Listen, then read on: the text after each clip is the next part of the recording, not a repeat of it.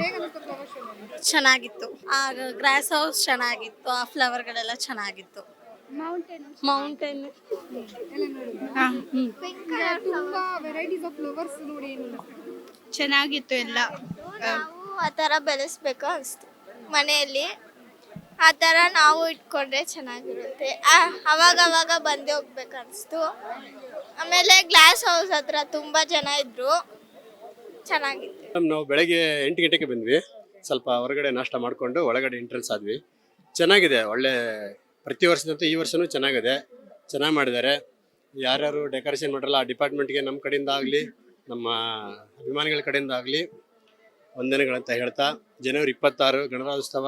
ನಮ್ಮ Bengaluru silicon city ಯಾವ ದೇಶಕ್ಕೂ ಏನು ಕಮ್ಮಿ ಇಲ್ಲ. ಬಟ್ ಏನಂತ ಹೊರಗಡೆ ಹೋದರೆ ನಮಗೆ 108 ಟೆನ್ಷನ್ ಇರುತ್ತೆ. ಬಟ್ ಇಲ್ಲಿ ಬಂದರೆ ಒಳಗಡೆ ಆ ಥರ ಯಾವುದು ಫೀಲ್ ಇಲ್ಲ. ಒಳ್ಳೆ ಚೆನ್ನಾಗಿದೆ ಮೇಡಮ್. ಒಂದೇ ಮಾತು ಹೇಳ್ಬೇಕಂದ್ರೆ ವಂಡರ್ಫುಲ್ ಆಗಿದೆ, ಸಖತ್ತಾಗಿದೆ.